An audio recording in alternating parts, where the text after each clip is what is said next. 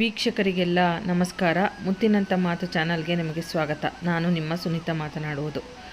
ನಾವು ಮಥುರಾ ಬೃಂದಾವನಕ್ಕೆ ಹೋದಾಗ ಗೋವರ್ಧನಗಿರಿ ಬೆಟ್ಟಕ್ಕೆ ಪರಿಕ್ರಮ ಮಾಡಲೆಂದು ಹೋಗಿದ್ದೆವು. ಆ ಒಂದು ದೃಶ್ಯಾವಳಿಗಳನ್ನು ನಿಮಗೆ ಇಲ್ಲಿ ತಲುಪಿಸ್ತಾ ಇದ್ದೇನೆ.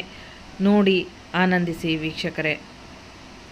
ಗೋವರ್ಧನಗಿರಿಯಲ್ಲಿ ಕೃಷ್ಣನು ಗಿರಿರಾಜನ ರೂಪದಲ್ಲಿ ಭಕ್ತರಿಗೆ ದರ್ಶನವನ್ನು ನೀಡುತ್ತಿದ್ದಾನೆ.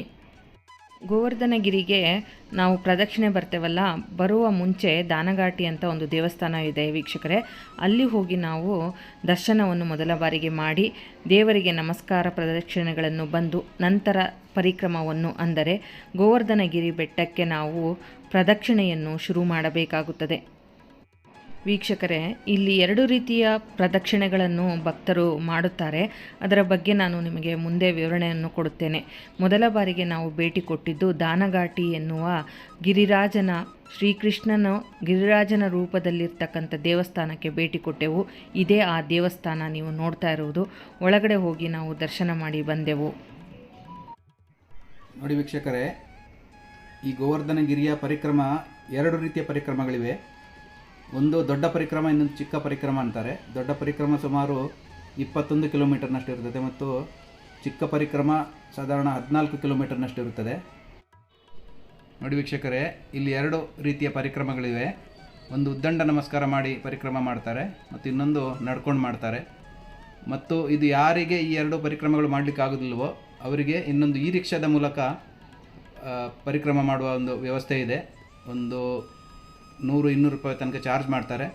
ಮತ್ತೊಂದು 2 ಗಂಟೆ ಸಮಯಾವಕಾಶ ಬೇಕಾಗ್ತದೆ. ಅದಕ್ಕೆ ಈ ಒಂದು ವ್ಯವಸ್ಥೆಯೂ ಇದೆ ಇಲ್ಲಿ ನಾವು ದೇವರ ದರ್ಶನವನ್ನು ಮುಗಿಸಿದ ನಂತರ ಪ್ರದಕ್ಷಿಣಾ ಮಾರ್ಗಕ್ಕೆ ನಾವು ಹೋದೆವು. ಪ್ರದಕ್ಷಿಣಾ ಮಾರ್ಗಕ್ಕೆ ನಮಸ್ಕರಿಸಿ ಅಲ್ಲಿಂದ ಪ್ರದಕ್ಷಿಣೆಯನ್ನು ಶುರು ಮಾಡಬೇಕಾಗುತ್ತದೆ ವೀಕ್ಷಕರೇ. ನಾವು ಇಲ್ಲಿ ಪ್ರದಕ್ಷಿಣೆ ಬರಲು ಈ ರಿಕ್ಷಾದ ವ್ಯವಸ್ಥೆಯನ್ನು ತೆಗೆದುಕೊಂಡೆವು. ಕಾರಣ ನಮಗೆ ಸಮಯದ ಅಭಾವವಿದ್ದುದರಿಂದ ಹಾಗೂ ನಾವು ತಲುಪುವಾಗ ರಾತ್ರಿಯ ವೇಳೆಯಾದ್ದರಿಂದ ಆದಷ್ಟು ಬೇಗ ಮುಗಿಸುವ ಒಂದು ಪ್ರಯತ್ನವನ್ನು ನಾವು ಇಲ್ಲಿ ಮಾಡಿದೆವು. ಗೋವರ್ಧನಗಿರಿ ಬೆಟ್ಟವನ್ನು ಶ್ರೀಕೃಷ್ಣನು ಕಿರುಬೆರಳಿನಲ್ಲಿ ಎತ್ತಿದ್ದ ಎಂದು ಪ್ರತೀತಿ ಇದೆ. ಭಕ್ತರಿಗಾಗಿ ಗೋವರ್ಧನಗಿರಿಯ ಬೆಟ್ಟವನ್ನು ಕಿರುಬೆರಳಿನಲ್ಲಿ ಎತ್ತಿ ಭಕ್ತಾದಿಗಳು ಅದರ ಕೆಳಗೆ ಆಶ್ರಯವನ್ನು ಪಡೆದಿದ್ದರು ಎನ್ನುವ ಪ್ರತೀತಿ ಇದೆ. ಗೋವರ್ಧನಗಿರಿಯ ಬಗ್ಗೆ ಯಾರಿಗಾದರೂ ಹೆಚ್ಚಿನ ಮಾಹಿತಿಗಳು ತಿಳಿದಿದ್ದಲ್ಲಿ ಕಮೆಂಟ್ ಬಾಕ್ಸಲ್ಲಿ ಕಮೆಂಟ್ ಮಾಡುವುದನ್ನು ಮರೆಯಬೇಡಿ ವೀಕ್ಷಕರೇ.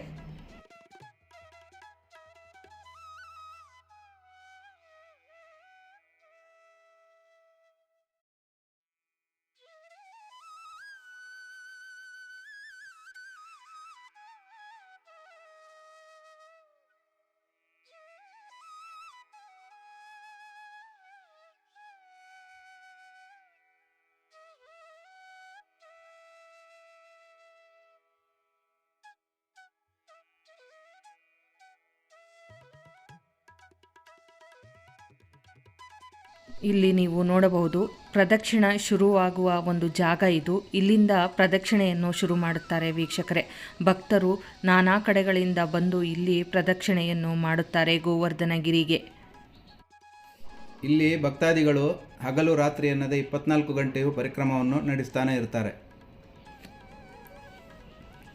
ನೋಡಿ, ಈಗ ನೀವು ನೋಡ್ಬೋದು ಭಕ್ತರು ಹೇಗೆ ಉದ್ದಂಡ ನಮಸ್ಕಾರ ಮಾಡಿ ಪ್ರದಕ್ಷಿಣೆಯನ್ನು ಮಾಡ್ತಾ ಇದ್ದಾರೆ ಅಂತೇಳಿ. ಒಂದು ಉದ್ದಂಡ ನಮಸ್ಕಾರ ಮಾಡ್ತಾರೆ ಮತ್ತು ನಡ್ಕೊಂಡು ಕೂಡ ಹೋಗಿ ಪರಿಕ್ರಮವನ್ನು ಮಾಡ್ತಾರೆ. 2 ರೀತಿಯ ಪರಿಕ್ರಮವನ್ನು ಮಾಡ್ತಾರೆ ಇಲ್ಲಿ. ಇದು ಯಾವುದು 2ರಲ್ಲಿ 2 ಸಾಧ್ಯವಿಲ್ಲೋ ಅಂಥವರಿಗೆ ಈ ರಿಕ್ಷಾದ ಮೂಲಕ ಪರಿಕ್ರಮ ಮಾಡುವ ವ್ಯವಸ್ಥೆ ಇದೆ. ಭಕ್ತಾದಿಗಳಿಗೆ ಇಲ್ಲಿ ಎಲ್ಲ ರೀತಿಯ ವ್ಯವಸ್ಥೆಗಳನ್ನು ಕಲ್ಪಿಸಿಕೊಟ್ಟಿರ್ತಾರೆ. ಪ್ರದಕ್ಷಿಣೆಯ ವೇಳೆ ಇಲ್ಲಿ ಗೋಸೇವೆ ಅತ್ಯಂತ ಪುಣ್ಯದಾಯಕ ಅಂತ ಕರೀತಾರೆ. ಹಾಗಾಗಿ ಇಲ್ಲಿ ಗೋಗಳ ಸಂಖ್ಯೆ ತುಂಬ ಹೆಚ್ಚಾಗಿ ನಾವು ಕಾಣಬಹುದು.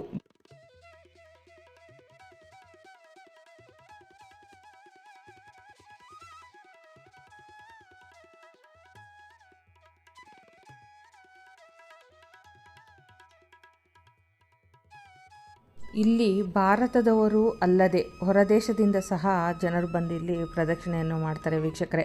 ರಾತ್ರಿ ಹಗಲೆನ್ನದೇ ನಿರಂತರವಾಗಿ ಪರಿಕ್ರಮವನ್ನು ಇಲ್ಲಿ ನಡೆಸ್ತಾ ಇರ್ತಾರೆ ಭಕ್ತಾದಿಗಳು. ಪರಿಕ್ರಮದ ವೇಳೆ ಹಲವಾರು ದೇವಸ್ಥಾನಗಳು ನಮಗೆ ಇಲ್ಲಿ ಕಾಣಸಿಗುತ್ತದೆ. ಪ್ರತಿ ದೇವಸ್ಥಾನಕ್ಕೂ ನಮಗೆ ಭೇಟಿ ನೀಡಲು ಅವಕಾಶ ಸಿಕ್ಕಿತು. ಹಾಗಾಗಿ ಎಲ್ಲ ದೇವಸ್ಥಾನಗಳಿಗೂ ನಾವು ಪ್ರದಕ್ಷಿಣೆ ವೇಳೆ ನಮಸ್ಕಾರ ಪ್ರದಕ್ಷಿಣೆಗಳನ್ನು ಮಾಡಿದೆವು.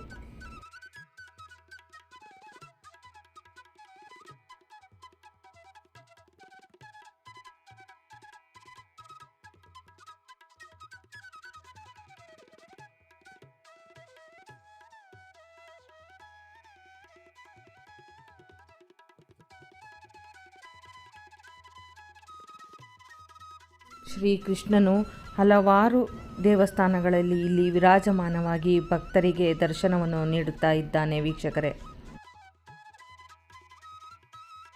ರಾತ್ರಿಯ ವೇಳೆ ಪರಿಕ್ರಮ ನಡೆಸುವ ಭಕ್ತಾದಿಗಳಿಗಾಗಿ ಇಲ್ಲಿ ಕೀರ್ತನೆಯನ್ನು ವ್ಯವಸ್ಥೆ ಮಾಡಲಾಗಿರುತ್ತದೆ. ಭಜನಾ ಕಾರ್ಯಕ್ರಮಗಳಾಗಿರಬಹುದು ಅಥವಾ ನೀರಿನ ವ್ಯವಸ್ಥೆ ಆಗಿರ್ಬೋದು, ಹಣ್ಣು ಹಂಪಲುಗಳನ್ನು ದಾನವಾಗಿ ಕೊಡ್ತಕ್ಕಂಥದ್ದು, ಗೋಸೇವೆ ಮಾಡ್ತಕ್ಕಂಥದ್ದು, ಪ್ರತಿಯೊಂದನ್ನು ನೀವು ಇಲ್ಲಿ ಪರಿಕ್ರಮದ ವೇಳೆಯಲ್ಲಿ ಕಾಣಬಹುದು ವೀಕ್ಷಕರೇ.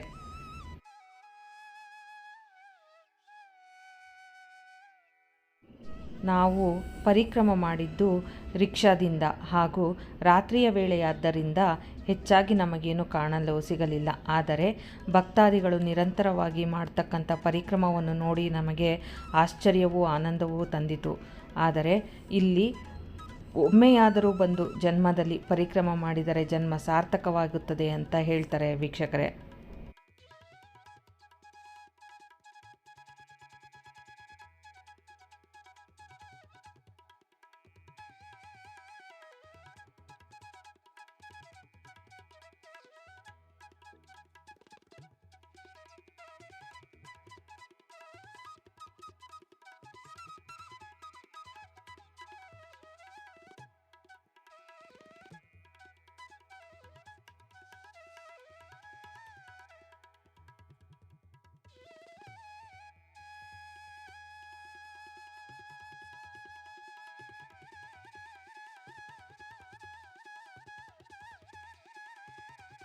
ಪರಿಕ್ರಮದ ವೇಳೆ ಭಕ್ತಾದಿಗಳಿಗೆ ಬಾಯಾರಿಕೆಯನ್ನು ನೀಗಿಸಲು ನೀರಿನ ವ್ಯವಸ್ಥೆಯನ್ನು ಸಹ ಇಲ್ಲಿ ಮಾಡಲಾಗಿದೆ.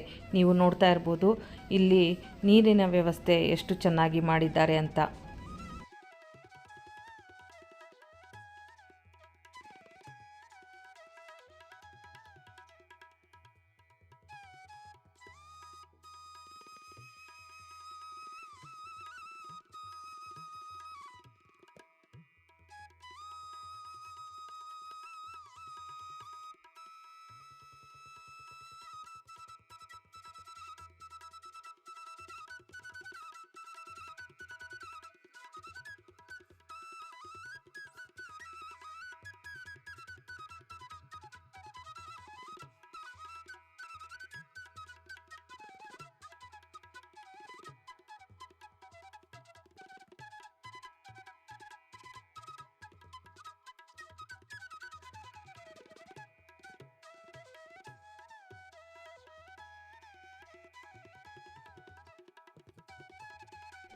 ಈಗ ನಾವು ಹೋಗುತ್ತಿರೋದು ರಾಧಾಕುಂಡಿಗೆ. ರಾಧಾಕುಂಡ್ ಎನ್ನುವ ಒಂದು ಸ್ಥಳ ಇದೆ ಇಲ್ಲಿ ವೀಕ್ಷಕರೇ. ಇಲ್ಲಿ ರಾಧಾ ತನ್ನ ನಿತ್ಯ ಕರ್ಮಗಳಿಗೋಸ್ಕರ, ಪೂಜೆಗಳಿಗೋಸ್ಕರ ಇಲ್ಲಿನ ನೀರನ್ನು ಉಪಯೋಗಿಸುತ್ತಿದ್ದರು ಎನ್ನುವ ವಾಡಿಕೆ ಇದೆ.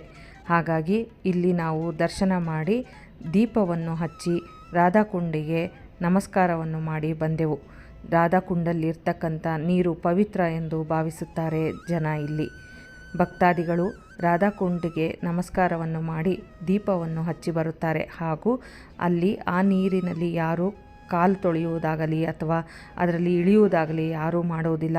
ಭಕ್ತಾದಿಗಳು ಪವಿತ್ರ ತೀರ್ಥ ಎಂದೇ ಭಾವಿಸಿ ಅದನ್ನು ಪೂಜಿಸುತ್ತಾರೆ. ರಾಧಾಕುಂಡ್ ಪರಿಕ್ರಮದ ಒಂದು ಅತ್ಯಂತ ಮುಖ್ಯವಾದ ಸ್ಥಳವಾಗಿ ಭಕ್ತಾದಿಗಳಿಗೆ ಇಲ್ಲಿ ದರ್ಶನವನ್ನು ನೀಡುತ್ತಾ ಇದ್ದಾಳೆ. ಯಾರಿಗೆ ಪರಿಕ್ರಮ ಮಾಡಲು ಆಗುವುದಿಲ್ಲವೋ ಅವರು ರಾಧಾಕುಂಡಿಗೆ ಬಂದು ನಮಸ್ಕಾರವನ್ನು ಮಾಡಿ ದೀಪವನ್ನು ಹಚ್ಚಿ ಬಂದರೆ ಪರಿಕ್ರಮದಷ್ಟೇ ಫಲವನ್ನು ನೀಡುತ್ತಾಳೆ ರಾಧಾ ಎನ್ನುವ ಒಂದು ಪ್ರತೀತಿ ಇಲ್ಲಿ ಹೇಳುತ್ತಾರೆ.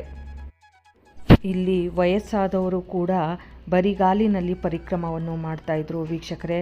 ಅದನ್ನು ನೋಡುವುದೇ ಒಂದು ಅದ್ಭುತ. ಭಕ್ತರಲ್ಲಿ ಕೃಷ್ಣನ ರಾಧೆಯ ಮೇಲೆ ಇರ್ತಕ್ಕಂಥ ಪ್ರೀತಿ ಎಷ್ಟಿದೆ ಅನ್ನೋದನ್ನು ನಾವಿಲ್ಲಿ ಕಾಣಬಹುದು.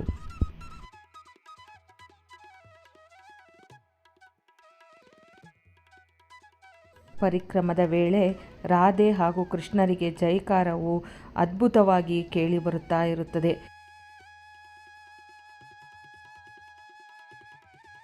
ನಮ್ಮ ಹಿರಿಯರ ಆಶೀರ್ವಾದವೋ ಏನೋ ನಮಗೆ ಈ ಒಂದು ಸದಾವಕಾಶ ಒಲಿದು ಬಂತು.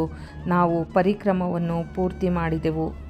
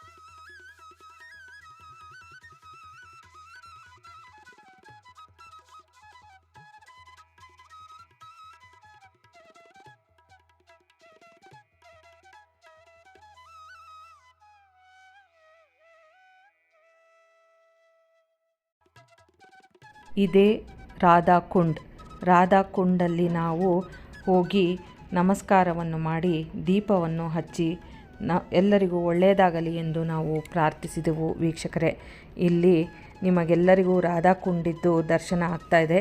ಎಲ್ಲರೂ ನೋಡಿ ದೀಪವನ್ನು ಹಚ್ಚಿ ಅವರವರ ಪ್ರಾರ್ಥನೆಯನ್ನು ಇಲ್ಲಿ ಸಲ್ಲಿಸ್ತಾ ಇದ್ದಾರೆ. ಹೋಪ್ ನಿಮಗೆ ಈ ವಿಡಿಯೋ ಇಷ್ಟ ಆಗಿದೆ ಅಂತ ಭಾವಿಸ್ತೇವೆ. ನಮ್ಮೊಟ್ಟಿಗೆ ನೀವು ಕೂಡ ಗೋವರ್ಧನಗಿರಿಯ ಪರಿಕ್ರಮವನ್ನು ಮಾಡಿದ್ದೀರಾ ಎಂದು ಭಾವಿಸುತ್ತೇವೆ. ಮುಂದಿನ ವಿಡಿಯೋದಲ್ಲಿ ಮತ್ತೆ ನಿಮ್ಮೊಂದಿಗೆ ಭೇಟಿಯಾಗುತ್ತೇನೆ. ಧನ್ಯವಾದಗಳು ವೀಕ್ಷಕರೇ.